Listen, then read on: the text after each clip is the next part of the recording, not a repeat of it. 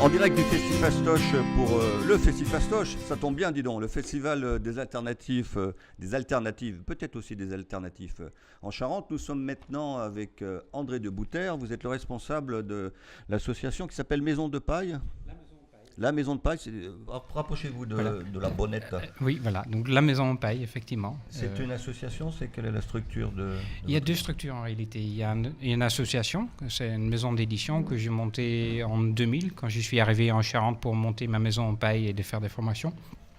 Il y a aussi une entreprise, une EURL, qui a repris le parti formation pour rentrer plus facilement dans les clous français administratifs, on va dire. D'accord. Est-ce que vous avez suivi la somme des 3 petits cochons quand vous étiez enfant à la maison? Ah ben oui, évidemment. Alors j'étais fan. Oui.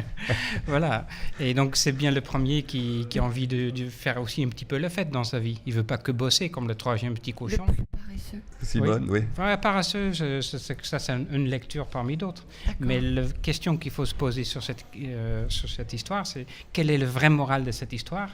Et le vrai moral de cette histoire, en tout cas selon moi et ceux qui pensent comme moi, c'est qu'il ne faut pas construire comme un cochon. Parce que ce n'est pas le matériau qui a tort, c'est toujours les êtres humains qui font la conception, la mise en œuvre et éventuellement un entretien ou pas. Et donc voilà, si on fait ça bien, il y a des bâtiments en paille qui ont déjà plus d'un siècle qui prouvent bien que si c'est bien fait, ça tient bien. Et on a des bâtiments en béton qui ne tiennent même pas 50 ans parce que certains ont été mal faits. Donc c'est ça qui compte, quoi. Avec le réchauffement climatique, il y aura de plus en plus de catastrophes naturelles, ce qui fait que les pavillons phénix mal construits, ce sont les premiers à tomber par terre. Vous êtes d'accord avec ça? Espérons qu'ils ne vont pas tous tomber. Oui. Mais il y a des dégâts autres que les tempêtes. Il y a surtout l'humidité. C'est ça qui détruit le plus le bâtiment. D'accord. Ce sont des condensations, des infiltrations. Et voilà, c'est des choses auxquelles il faut les prendre en compte dans la conception de bâtiments. Et justement, ce type de bâtiments des années 80, des bâtiments avec beaucoup de béton, il y a beaucoup de condensation et qui font qu'il y a beaucoup de gens qui souffrent de problèmes asthmatiques ou d'autres problèmes respiratoires dus à des moisissures qui sont dans des bâtiments. Donc, même si le bâtiment tient debout, on est quand même dans un environnement malsain. Oui, avec du placo, etc. Même si maintenant on sait faire des choses, c'est quasi des boîtes hermétiques, ce qui est pire. Oui, pour moi, le pire, c'est quand même le fait qu'on croit qu'on s'y connaît. Je m'explique. Le 3e livre que j'ai édité, c'est un livre très scientifique sur la construction en paille. Encore un, Simone. Mais oui. Et voilà, bref, quelqu'un m'a épaulé, un ingénieur français, pour remanier un peu le chapitre sur l'humidité, qui n'était pas très fluide, si je peux faire un petit jeu de mots. Et il a cherché des littératures françaises sur le problématique de l'humidité dans le bâtiment. Il n'en a pas trouvé. Et comme je dis, c'est quand même la chose qui détruit le plus les bâtiments. Il y a quelques tuiles sur une toiture qui ne tiennent pas, et il y a des murs qui s'écroulent, il y a des condensations. Bref, l'humidité dans le bâtiment, c'est un vrai souci. Et la littérature française, elle était non existante. C'est en 2008 que je l'ai sorti. Il s'appelle comment cet opuscule?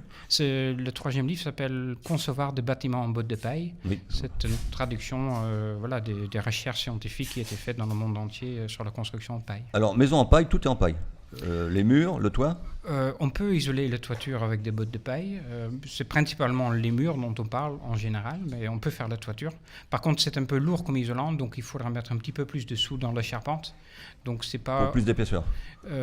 Parce que ça fait une toiture très bien isolée, mais si on regarde que l'aspect économique, on peut aussi faire d'autres choix, comme le bois de cellulose par exemple, qui est plus léger, qui permet de faire une charpente moins lourde. D'accord. Ouais. La chaux, des choses comme ça, c'est complémentaire avec construire une maison en paille? Mais oui. La terre, c'est ce que j'aime le plus, parce que la terre, voilà, on peut faire des bains debout, quoi. C'est quelque chose avec lequel... On peut faire des nuits debout aussi. Oui. Voilà. La terre, c'est quelque chose qu'on peut toucher, on peut sculpter avec. Enfin, bref, il y a ici un petit atelier de poterie, par exemple. C'est quelque chose qui attire beaucoup, quoi, le contact avec la terre et le côté esthétique qu'on peut faire avec. Mais la terre ne résiste pas terriblement à des orages comme celle qui est en train de passer sur ces bâtiments où on est actuellement. La Grande Garenne, oui, absolument. Voilà. Donc là, la chaux, elle est plus performante. Et plus performante encore, c'est du bardage. Et donc voilà, on a 3 finitions de type à notre disposition qu'on choisit selon les tailles des bâtiments, les expositions des bâtiments. En plus d'écrire des livres, de donner des conseils, est-ce que vous mettez la main à la pâte? C'est-à-dire, est-ce que vous construisez des maisons en paille? Ça m'arrive, mais pas très régulièrement. C'est-à-dire, j'ai monté 3 bâtiments dans ma vie, et comme je ne suis pas encore 80 ans, c'est déjà pas mal. J'ai encore d'autres projets de construction en tête, mais en France, on est dans un contexte où on est dans des cases. Donc, si je suis dans des cases organisme de formation, j'ai mes frais, j'ai mes investissements qu'il faut rentabiliser, sinon tu tombes faillite. Et si je veux m'inscrire aussi dans la chambre de métier en tant qu'artisan, je vais cotiser à d'autres caisses. Et comme je peux que travailler 24 heures dans la journée, déjà il faut dormir, donc je ne peux pas être investi dans plusieurs métiers à la fois. Quel est votre cœur d'activité finalement? Moi, c'est un organisme de formation. Et donc, une petite maison d'édition. Vous allez nous dire le nom de votre maison d'édition et comment on peut vous contacter, j'imagine que par Internet. Le 2 s'appelle La Maison en Paille, parce que tous les voisins m'appelaient comme ça à l'époque. Bon, c'est bien. Parce que c'était une maison en paille dans laquelle j'y vivais. Oui. Et voilà, le plus facile, c'est d'aller sur le site web, lamaisonenpaille.com. Et d'ici quelques jours, il y aura enfin la nouvelle version, parce que ce site web, je l'ai monté en 2000. Donc, c'est ce qu'on appelle un dinosaure dans le domaine de l'informatique. Oui. C'était le premier site web en français sur le sujet. Et bon, il avait besoin d'être recoiffé. Donc voilà, normalement, avant la fin de la semaine, il y aura une nouvelle version avec des très jolies photos et des informations. Très bien, merci à vous. On vous retrouve sinon ici en live, en direct au festival Festifastoche. Vous avez un stand?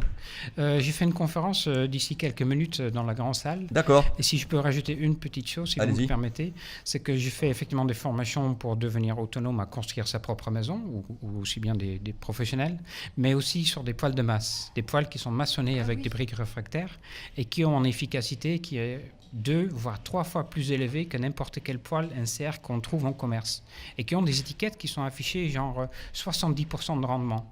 C'est qu'il y a un petit détail avec ce rendement, c'est que c'est pas le rendement que nous on croit. C'est pas le rendement genre la chaleur qui est dégagée dans ta maison. Je vais pas rentrer dans le détail parce que je vais laisser la place aux autres après moi. Oui, puis vous avez une conférence d'ici un quart d'heure. Voilà, aussi. Mais il faut savoir que les étiquettes de rendement qu'on voit sur des inserts et des poêles, elles sont fausses. Elles sont ni contrôlées. Et même ceux qui sont contrôlés, comme le label Flamme Verte, c'est un rendement qui ne prend pas en compte toute la chaleur qui part par le conduit de fumée et qui va chauffer les petits culs des petits oiseaux.